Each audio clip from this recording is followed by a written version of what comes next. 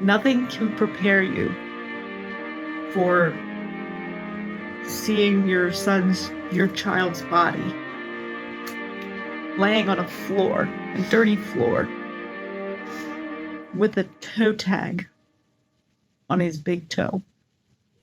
Hello and welcome back to Quitting Together, where recovery doesn't have to be done alone.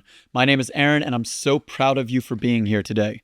This video we're about to watch is one that I filmed a few weeks ago, so it's a little bit outdated if we talk about how long I've been sober and stuff at this point, but it is with the mother of my best friend named Justin Harris, who passed away unfortunately from a heroin overdose a few years ago, and it was one of the hardest conversations I've ever had, but also one of the most rewarding.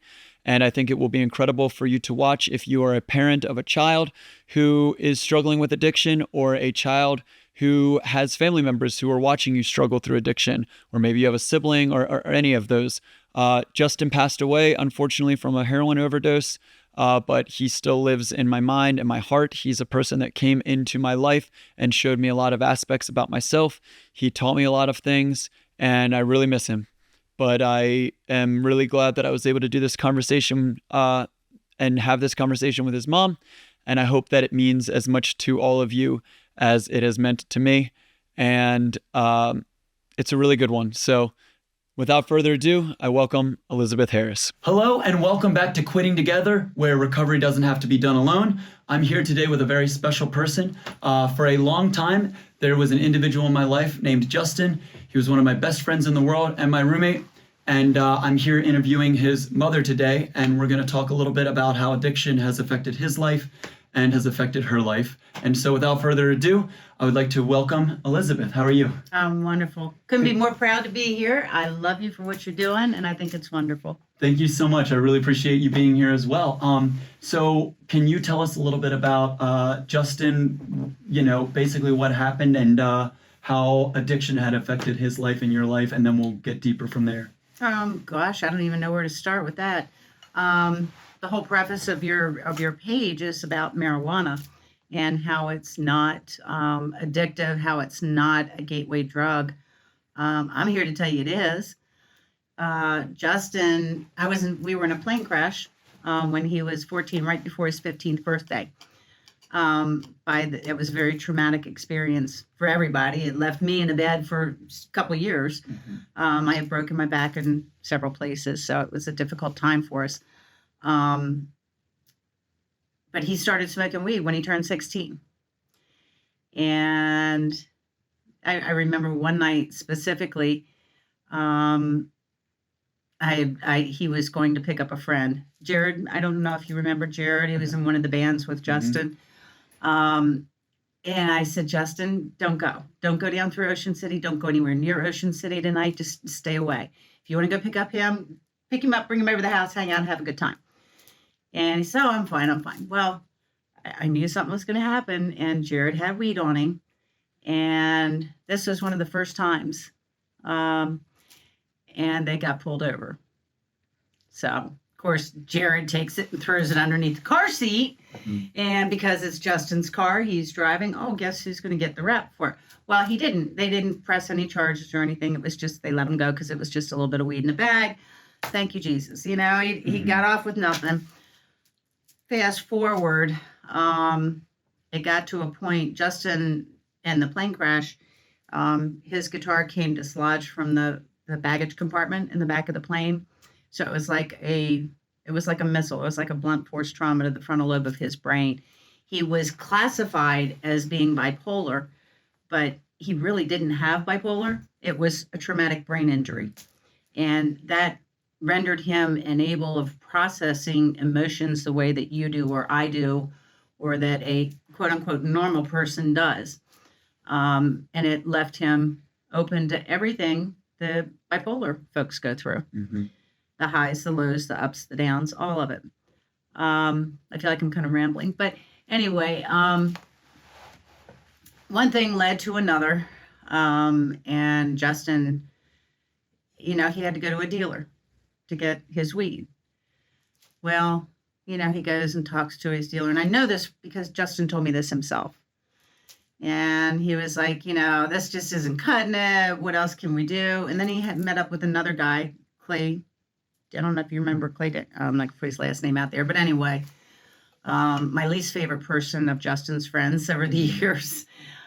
He introduced him to cocaine, to his drug dealer who gave him cocaine. So that got him started on that. He loved the cocaine. So, oh man, this is great. You can focus so intently. You can crank out the music and everything was good, except for the kid couldn't sleep. He didn't sleep. Mama didn't sleep. Mm-hmm. Justin didn't sleep. Nobody slept,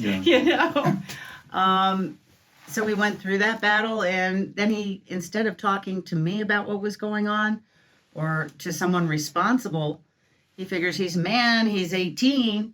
What's he going to do? He goes and talks to his drug dealer and says, man, you got to do something to get me off of this stuff because I can't sleep. I haven't slept in like 3 weeks. You need to help me. He says, hold out your arm. And then he shot him up with some dope. And that was the beginning of my son's end right there. And it kind of went on from there. So anybody who says that it isn't a gateway drug, they're full of poop. Yeah. It is. I think it's one of those things. It's a lot of people, think, well, just because you smoke weed, that doesn't mean that's going to lead to dope, but also saying that smoking weed will never be a gateway to other things is also not true. You know what I mean? I think you need that honesty of saying like, yeah. It puts you in an environment, Aaron, where you're around somebody who's dealing drugs. Totally. And what does a drug dealer want more than anything in this world? To get you hooked on as many things as humanly possible. To get you hooked on something so strong they know they've got you for life, to know that they always have a steady stream of income coming in. And that's their job. And a lot of times they also use that drug. And so, they'll put it out. I mean, I started smoking weed very late in life.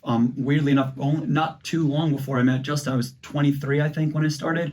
And before that, I had not done really anything. But I started smoking weed because I owned the studio and you're around bands and they would have it. And I smoked weed one time in college and it was right in between 2 classes.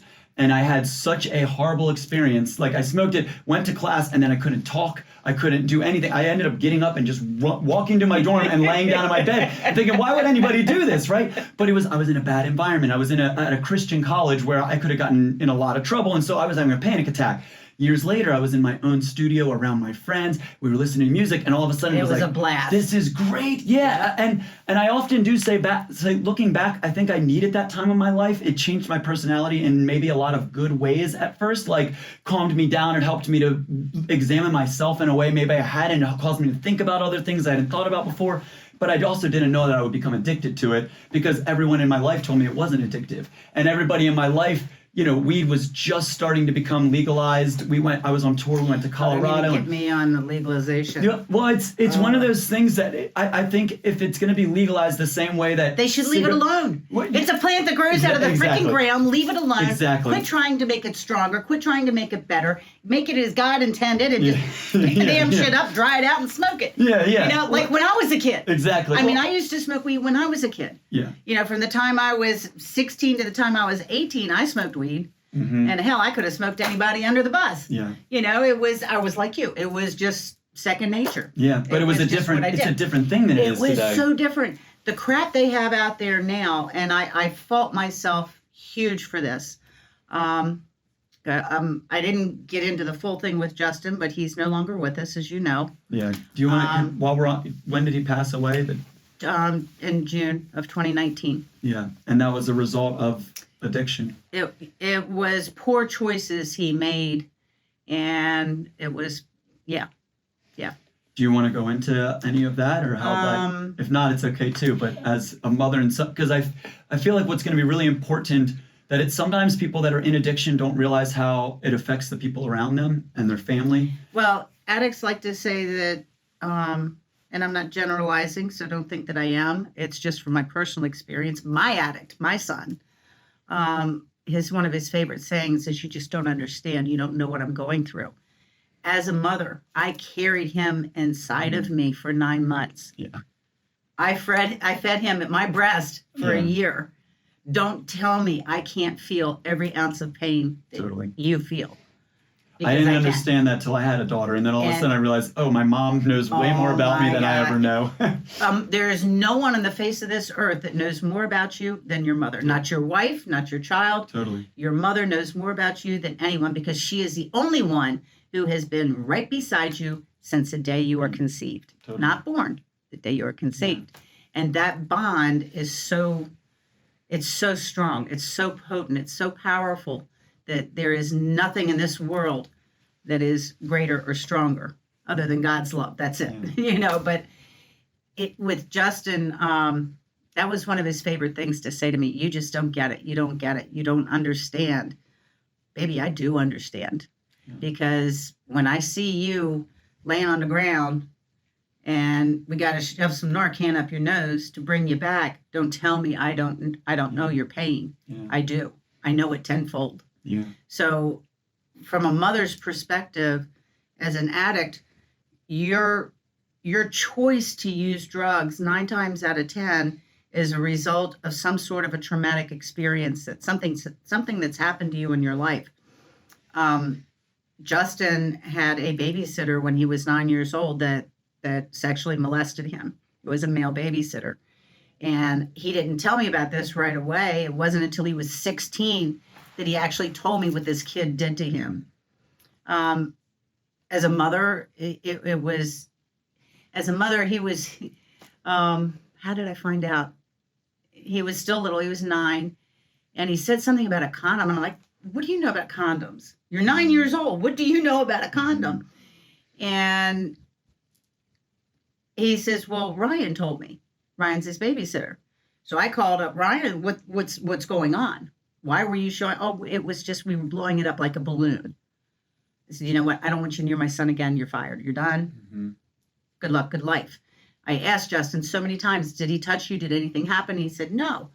But look, then going forward to the time he's 16, that was Justin's traumatic event that had him start losing his shit and start getting into the drug field, the drug world.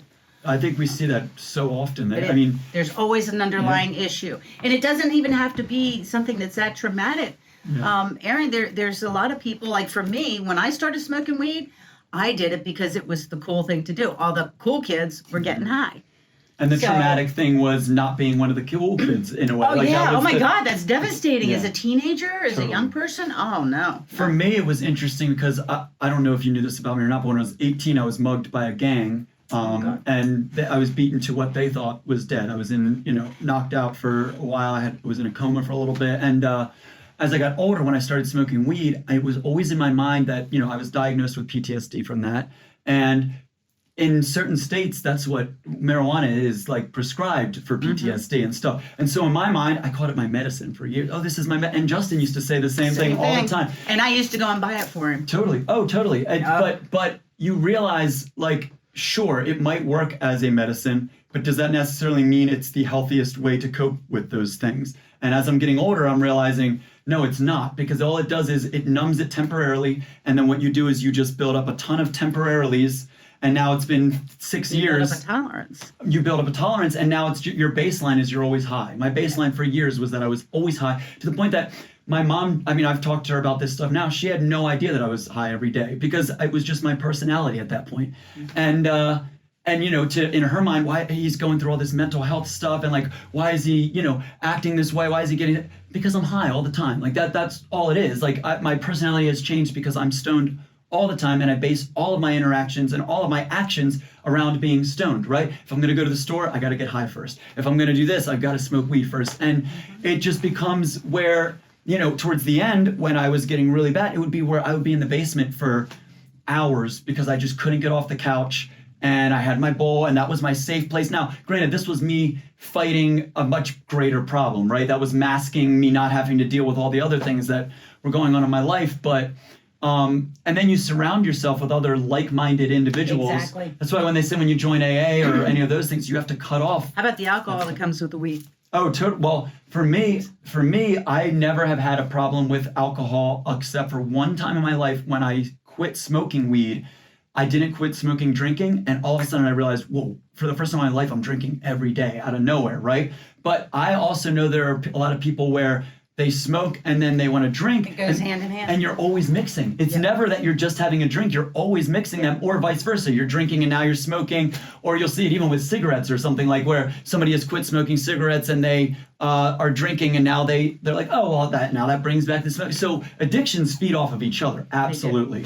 They do. And I see it all the time because I'm still in the music industry. People all the time that are unbelievably drunk and smoking. And I mean, I was that person sometimes, and I've seen that with people, but I'm just lucky that I have whatever it is when I drink, my stomach just feels horrible and I just don't like the feeling of it. If I did not have that, it would probably be a very different story. It's the same thing with, I've never done any hard drugs because I have a heart problem and a pacemaker. And I look at it now like, maybe my heart is what saved, maybe it saved my life because I've been around hard drugs plenty of time. And anytime anybody's ever brought it up, oh no, I have a heart problem. And even the worst drug dealer isn't going to fight you on that when you have a machine in your chest. You know what I mean? Because yeah, that's a really big deal. That's an extenuating circumstance. So now I look at it, and maybe the one thing that has tried to kill me so many times, my heart, is the thing that has saved my life at this point. Absolutely, Aaron. So. Absolutely. Go ahead. No. I was just going to say, from a mother's perspective, and it isn't limited just to a mother or a father, your grandparents. If your grandparents are living, like Justin, I was always a single mom. Justin's father came into his life very briefly when he was 16, and Justin realized that he wasn't a good influence, so he told him to booger off, and he came back around when he was 18, and all I did was cause more drama and trauma to Justin. I met him once when we went to Indiana. Yeah. So, yeah. Impressive, isn't he? I don't know what I was thinking. I was young and dumb, and I'm sure he was very convincing at that point. He was. And he was a good looking man back in the day, but I don't know what I was thinking. But it gave me Justin, and that was such a blessing, but so his grandparents were always around, and they were as much a part of his life as I was. So, and they're incredible people.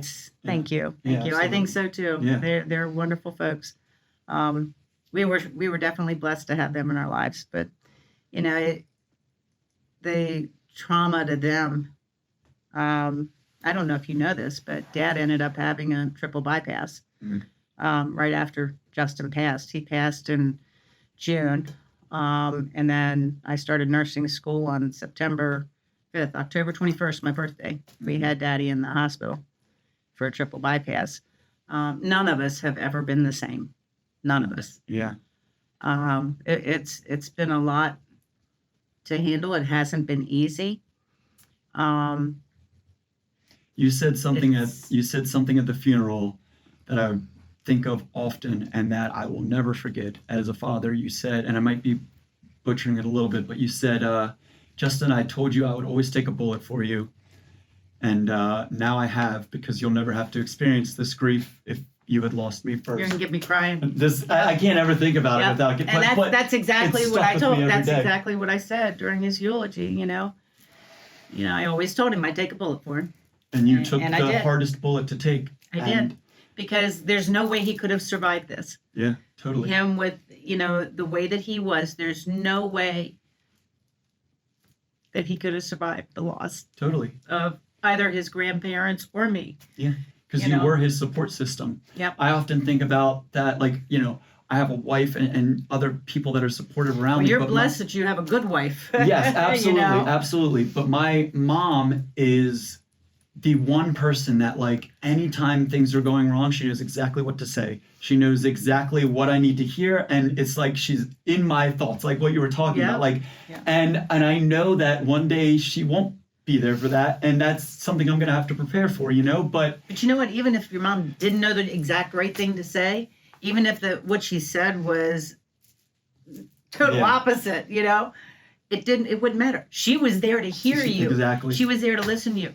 I still sleep with my phone beside me in my bed because Justin would call me every single night. Mm-hmm. It could be midnight. It could be 2:00 in the morning, 4:00 in the morning, 5:00 in the morning. It didn't matter. Yeah. Every single night of his life, he called me. Very few exceptions to that. Totally. Very few. When he got married, it was a mistake. He married the wrong girl. Totally. And I agree. I remember when he married her, he was drunk. He was drunk when they got married. Yeah. So what does that tell you? But at one point, he had finally come to the realization that he couldn't keep drinking, that it was ruining him. And he finally quit, but he did it on his own. He detoxed 100% on his own. And this, you lived with him. Yeah. And that was right before it got super, super bad. And you know how bad it was then. Oh, totally. With his alcohol. His favorite was Jamie. You know, he loved his Jameson. But it was to the point where he'd get up in the morning and do a couple shots of Jameson just so he could get up and get going in the day. It was the last thing in his mouth at night, the first thing in the morning. It was awful. Absolutely awful. He smelled like stale booze 24/7. But anyway, he had detoxed himself, and I was scared to death he was going to die then, because as much alcohol as he used to consume, it's one of there's two things you can die from: benzo withdrawal and alcohol withdrawal. And I'm shocked it didn't get him. You know, she was telling me stories about how he was crawling around on the carpet, saying there were bugs in the carpet. And he was trying to pull the carpet up from the floor and all this kind of stuff. I said, you got to get him to a hospital. Yeah. You know, he's having DTs. Get him to the hospital. Get him some help. Yeah. And she never did.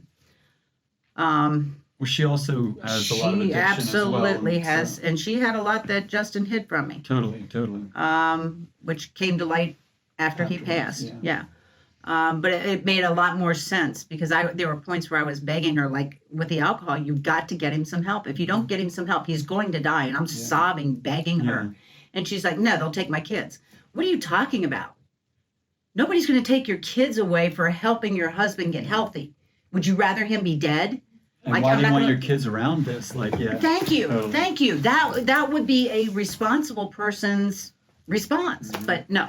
Every time I brought it up to her, it was, no, they'll take my kids away. So long story short, he had just finished a 10-day detox, and he wouldn't allow me to see him during that time at all. Yeah. And he called me and says, Mom, you can come see me now. I said, oh, thank God. So I got in the car, I went straight over there, and I was talking to him. The next day, I had gone back. I was going back by to see him again, and she had just gotten home from work and was taking stuff in out of her car. And I said, oh, here, let me help you. And I said, is there anything else? She goes, no, I just have my purse and a bag in the front. I said, well, I'll get it. She goes, no, I'll get it myself. I said, don't be silly. Your hands are full. So I shut the trunk, went around to the front. She has a fifth of Fireball whiskey in there. And I'm like, yeah, no wonder you didn't want me to get it. I was like, really, Kate? Yeah. And she goes, it's my fucking house, and I'll drink what I want when I want. And after that, Justin was forbidden to see me.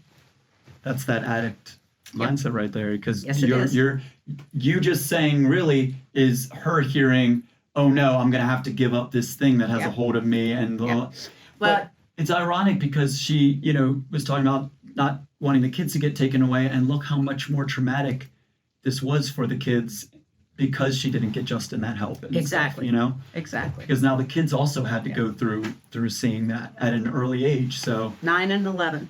Yeah. And 9 and 11. And they were there. Mm-hmm. Yeah. So. Yeah, they were fighting earlier, and the girls heard them. They were awake. Mm-hmm. So it's. Yeah. I don't want to talk about that part of it. Totally. But yeah, there is. And all the years of Justin's addictions, and there were many. In the back of your mind, you always wonder, is today going to be the day? Yeah.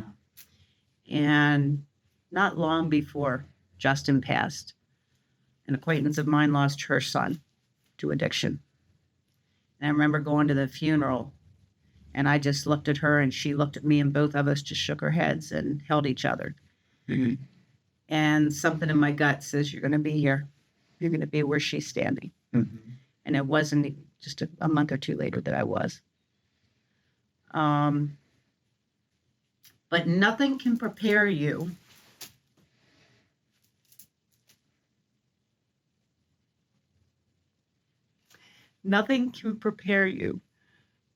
for seeing your child's body laying on a dirty floor, with a toe tag on his big toe. Nothing can prepare you for looking into his beautiful face and seeing no life. And there sure as hell isn't anything in this world that can prepare you for the knowledge that for the rest of your life, you're never going to hear, "I love you, Mom," again. You're never going to hear, "Hey, Ma, what's up? Hey, Ma, you got a 20 I can borrow?" I'll never get to hear the joy and the excitement of that new song that he just finished writing. I'll never get to help him again with that hook line. You know, there are so many parts of addiction that when you're in the throes of addiction, you just don't think about. I need tissue, sorry. Yeah, you're good. There's so many things that you just don't think about. But the finality of the choice of addiction is devastating. Mm-hmm. And it's sad because he was so insanely talented and gifted. And now the world will never hear the rest of his story. Mm-hmm.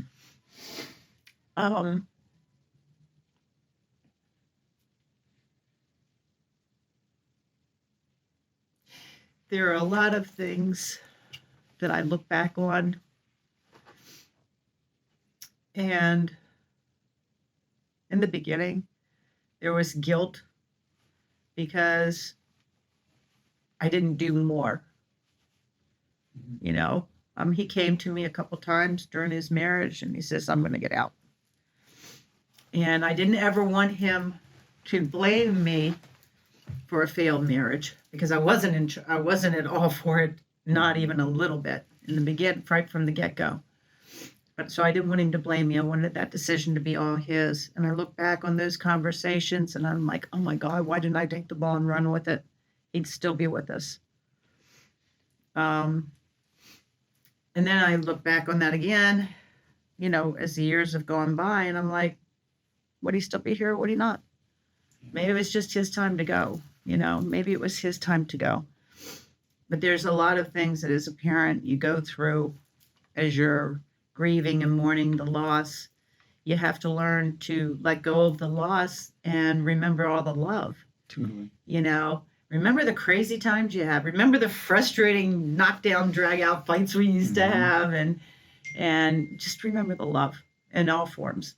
Yeah.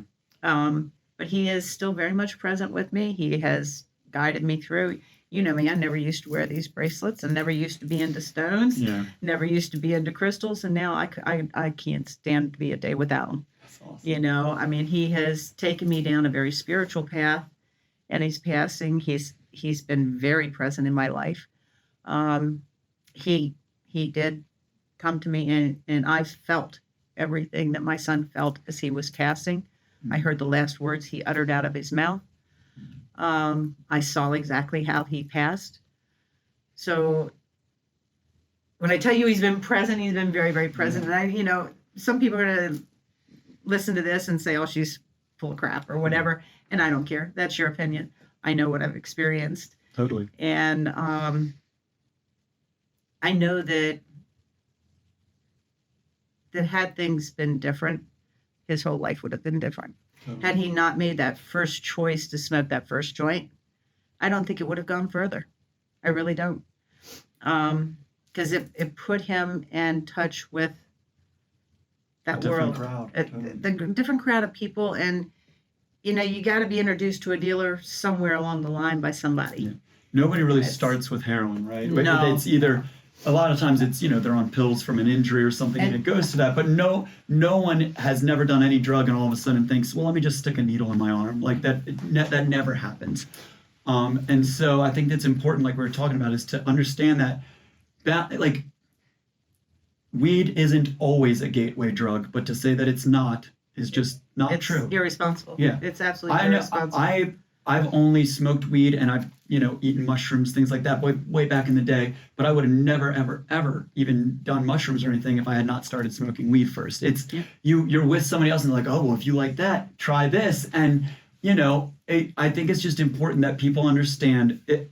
What I say with this channel all the time is I'm not here to tell anyone they should not smoke weed, but I am here to bring objective and awareness and let people know, like, if you're going to make this choice, just be aware of the risks. And also on the flip side, if you feel like it has taken control of your life, know that you're not alone. There's other people out there. Because for me, like, part of the hard part with the weed for so long was I'm only addicted to weed.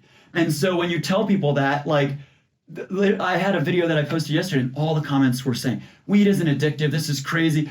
Try heroin, and then you'll know what real addiction is. Okay, both can be true. Both things can absolutely be true. And for me, I saw it firsthand, but for years I said the same thing. Well, weed isn't addictive, blah, blah, blah, while I was also smoking all day, every day. Like, you're just lying to yourself. What you guys don't understand is weed today is not weed of yesterday. It isn't a plant out of the ground anymore. Yeah. It isn't. It's a genetically altered substance. It is, and it's not the same. Does weed have a purpose? I believe it does. I act like people with Parkinson's. Yeah. It helps them so much. Now I've worked since Justin's passing. I did obtain my nursing license, and I was working in a rehab facility. I'm currently working in a jail as a jail nurse. But there's these kids, not even kids, I can't say, but you're all kids to me because I'm old, But so many people, and people my age even, they come in and they think, oh, I'm only going to test positive for meth. Well, guess what else you're testing positive for? Okay. Fentanyl. They're putting fentanyl in everything. They're lacing weed with, I only smoke weed. No, you don't. You tested positive for fentanyl. What do you mean I tested positive for fentanyl? I don't do fentanyl. I guess you better find and, talk to your little weed dealer there because something's going on. Yeah. It's on everything. You can't trust anything that you're buying off the streets these days. You can't. Yeah. You cannot trust it. Unless you're going to a dispensary, but even those... it's not it's not regular weed. Yeah. The dispensaries, I mean... It's and when I would Put me on my soapbox here. I would go to the dispensary and they'd be like, well, what do you want to try today? And every time all I would say is, I just want whatever the strongest thing you have is. Yeah, that was Justin. That was Justin. And so it's literally you're using weed as a substitute for what would be a heavier drug. But there's been times where I would smoke weed and I physically could not get off the couch. I couldn't talk. I couldn't. So you can't tell me that it's just harmless if it literally can put you in that position. I have a friend that was at a concert, or he wasn't he had a friend that was at a concert that had done either it was mushrooms or maybe he had just smoked weed or it was something like that. But he had a horrible trip and he ran full speed out of the top of this stadium where they were at the concert. It was at a Grateful Dead concert and died. And this was up in Pittsburgh. He actually talked about it on the channel. And the dude was just expecting to take some mushrooms and have a good, you know what I mean? And then, sure, did the mushrooms kill him? Maybe not, but whatever it did to his brain gave him he was so out of his mind that he literally ran off the top of this building.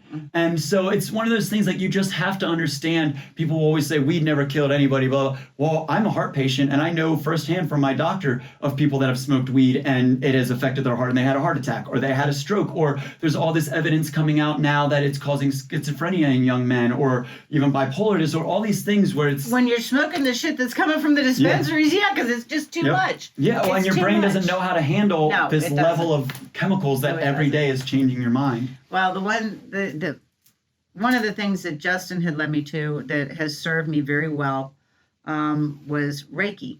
And I don't know if you're familiar with Reiki. It's a form of energy healing. And I went to it for my grief. And it helped me so much and opened me up in so many ways that I said, you know what, I need to get my certification. So I became a Reiki Master 3 teacher practitioner. Yeah. And I started using that when I was working in the rehab facility. I was allowed to do meditation groups, so I would do a group Reiki session. Yeah.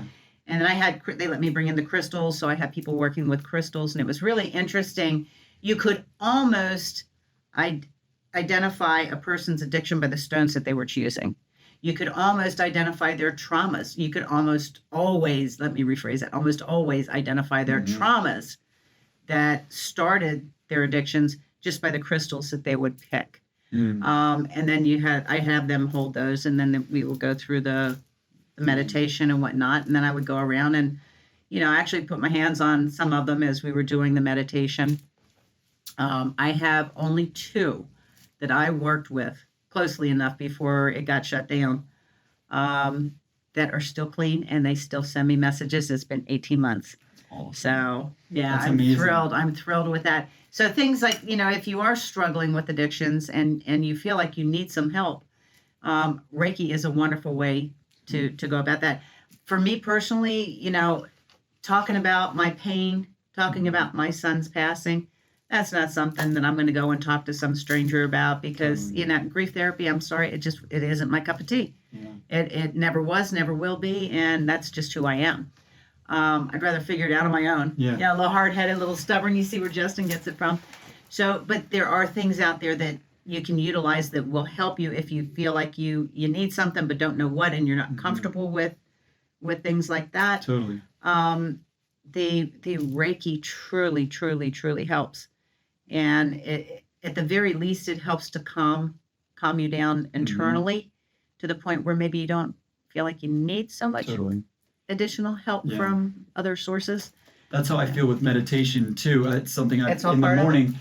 My day is completely different if I meditate in the morning or if I don't. Like I notice it all the time because it just gives you a chance to meditate, clear your mind, but mostly like think through what might happen in the day, solve some of these problems, and just not worry about those things. Yeah. So if anybody's out there and has these problems, I can't suggest meditation enough, and the Reiki as well sounds Reiki is meditation is a huge part of Reiki. You have to go into a meditative state when somebody's doing Reiki on you or for you or with you. Yeah. But it's amazing to hear you say that. And there's one other thing is that the knowledge that you control nothing, absolutely nothing. I don't care if you believe in God or Buddha or nothing, or just the universe or gods and goddesses. I don't care what your beliefs are personally. My belief is God, but I know that he's got the end say. So I can sit here and I can stress over something. I can worry over it. I can fret over it all day long. It ain't gonna make a damn bit of difference because at the end of the day, I have control of nothing. Yeah. I met a guy the other day. And that that'll relieve a lot lot of that stress. Yeah. Once you realize that. I met a guy the other day and he, I've known him for a while. I figured he was 26, 27 years old. We were talking and I found out he's 42 and looks way younger than me. And I said, this is amazing. I mean, what's your secret? And he goes, honestly, somebody told me this a long time ago. He said, I don't stress about anything anymore because I'm going to die either way. And stressing, the only thing that can do is cause that to come sooner. So why would I ever want to do that? Now, it's a lot easier said than done. But when I start to feel myself getting stressed about something, I now repeat to myself, I'm going to die anyway. Stressing about it is only going to cause that to come sooner, especially for me with a heart condition, right? So why would I want to do that? I control nothing. Yeah. That's awesome. And the more that you think you're in control, the worse off you're going to be. Oh, my God. Tenfold. Yeah. You just release it all to God, to the universe, to whoever you believe in. Just give it all to them and say, you know what? Yeah. Take the wheel. Even the idea, it's called determinism, but it's basically the idea that every action causes a reaction. Every action is the cause of an action. And so even us sitting here today, it seems like, oh, this was free will, right? But all these things had to happen in order for I had to meet Justin in order to meet you. I had to have this YouTube channel. I had to happen to somebody mention Justin, and it came to my mind, oh my goodness, talking to his mom would be an excellent interview and stuff. And I don't know if I've ever told you this, but I tell people this often. Justin, I would probably regard as the most important person to ever come into my life outside of maybe my wife, because I learned so much about myself. We used to always say that we were the yin and yang to each other. Like we were very similar in a lot of ways. We both played music. We both had a very outgoing personality. I mean, it was very, even the way we looked, right? Like with your hair long now, I almost feel like I'm looking at him some days. It's just. We both had blue eyes. I mean, we were very similar people. And when I would see Justin do good things, I could recognize that in myself. But also for the first time in my life, maybe, when I would see Justin have negative actions or negative things happen, I was able to see that in myself and take a self-examination of like, oh, well, I do that too, but I never noticed it because I'm not seeing it from the outside. And Justin would see that to me as well, and we held each other accountable in that way and stuff. And so, I mean, a life-changing person to come into my life. And looking back, I mean, what year did he pass? 2019. 2019. So I probably met him in 2014. So it wasn't even like it was that long that we knew each other in the grand scheme of things. But it was so, I mean, we lived together almost right away. Like, you know what I mean? We went on that vacation to Indiana. We saw each other. We probably saw each other every day for 2 years almost, you know? And it was just, I was happy to have him around, and I was happy to be a positive influence in his life. And I was happy to have him as a positive influence in my life. And so, you know, he pierced my, my second hole here and stuff like that. Like, you know what I mean? I have this thing that was a piece of him that he left with me, you know? So, I'm really grateful to have you here. I'm really grateful to have had him in my life, and I'm really grateful to have had this interview with you today. I don't know if there's anything else you want to say in closing. I think I got sidetracked quite a bit. I hope it helps somebody out there. But you know, no matter how deep into any addiction you are, there is always a way that you can be helped, in the way that you can help yourself. And recognizing that you have that addiction is the first step, you know, and if conventional means don't work for you, that's okay. There are so many other things out there available. And if you need help or direction, you've got my number. You can give it to anybody. I don't care. Okay. Yeah, that's good. You know, I will answer your call. If I'm at work, I may not answer it, but I will call you back that same night. We're trying to start... Anybody who wants to learn about alternate ways to heal. Yeah. You know, we're actually looking into, we have somebody that's creating a phone line for the channel, so that if anybody is in a spot where they just feel like they're going to go use again, they just have something that they can just text or call and know that they're not alone, and somebody that can just encourage them, like, hey, what if instead you go for a walk? Or what if instead, you know what I mean, to get those feelings past? Because sometimes that's all it is. It's this tiny little feeling that's just enough. You know how long it takes? How long? 2 minutes. For it to pass? 2 minutes. Yeah. Top is 90 seconds. Yep. My friend, his name is also Justin. I interviewed him 2 minutes. Recently, and we were talking last night, and he called me and said, man, I want to smoke so bad right now. And we ended up talking for an hour, and by the time we were done, we were both tired and ready for bed. Yep. And that was all it took. It just took that. So the TFT, there's a thing where you can wear a rubber band around your wrist. Snap it. There's tapping. There's so many different things, and these were all things that I taught. You know, over at the rehab facility. But the tapping helps greatly. Mine is this channel. If there's ever a time where I'm feeling I just go into a comment and find somebody that shared their story with me, and then at the end of it they say, hey, thank you for doing this, blah, blah, blah. And just, that's all it takes. Yep. All it takes is knowing, okay, you know what? There's a lot of people that are depending on me in a way for this. Like, I am, like, there was so I did this channel in the beginning of last year. I made it 6 months last year. And then as soon as I hit 6 months, I went from not craving it at all to all of a sudden this thought of, smoking one time in 6 months is still really, really good. And then I smoked every single day, and it got just as bad again. And so this time I'm able to look back at that as well. But there's so many people that are commenting on the videos this time that are saying, yeah, like shortly after you stopped posting videos, I got right back in. So this is now my accountability. You know, I'm not one for the group. It's not just for you. Oh yeah, totally. It's a mutual thing, and knowing that I'm helping other people, but they're also helping me.